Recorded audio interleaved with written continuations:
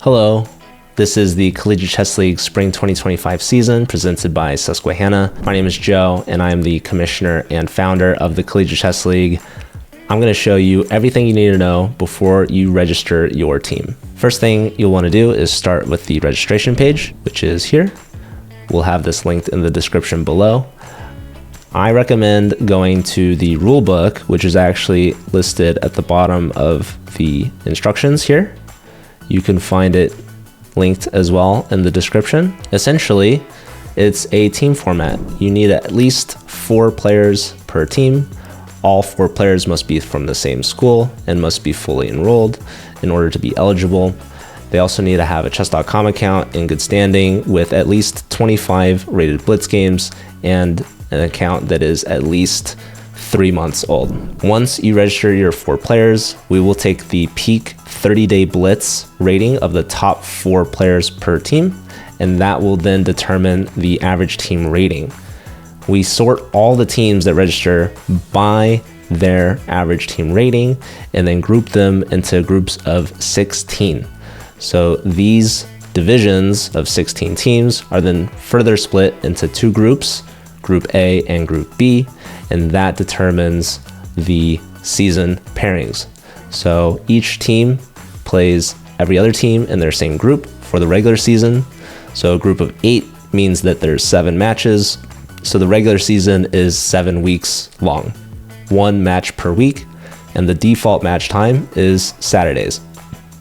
Group A plays at 11 a.m. Pacific and Group B plays in 11 a.m. Eastern. So that is very important. Part of the registration process will actually ask which group your team prefers, but essentially West Coast schools will play in Group A, East Coast schools and international schools will play in Group B. So now that you better understand the format of this season, let's take a look at the actual registration process. So the first thing you'll want to do is create your team on LeagueSpot. So when you sign up for LeagueSpot, it will ask you what school you go to, and it has a huge drop down of every school on their platform. If your school is not listed, make sure to click on this to direct you to their support team. So you can email them. You can also join their Discord and ask them there. Once you've made your team, you can join the Collegiate Chess League season, and then you can fill out the registration form, which you can also find with this big green button.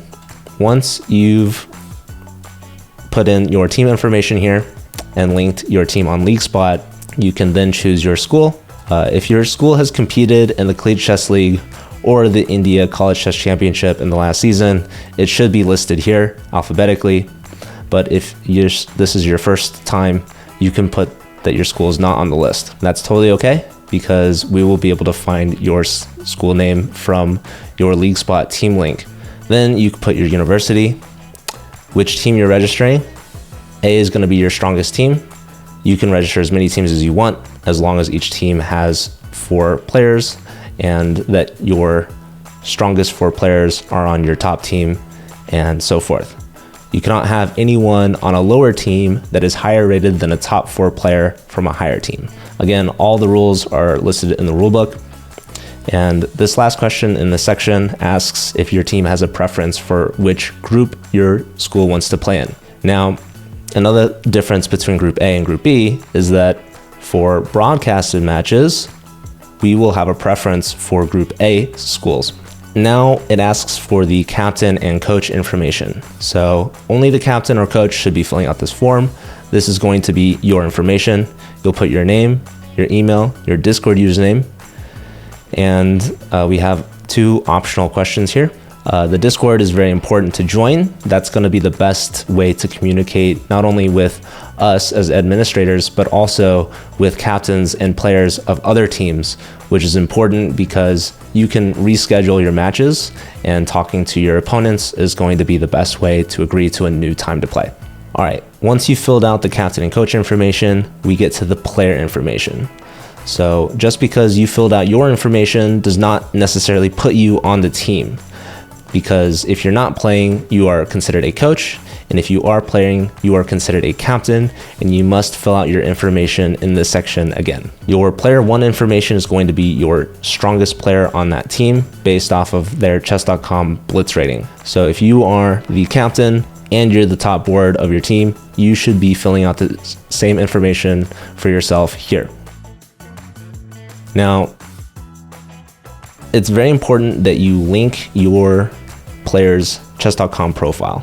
This is the format that you should submit your player link, and I really encourage you to double check that the player has played at least 25 rated blitz games and that their account is at least 90 days old.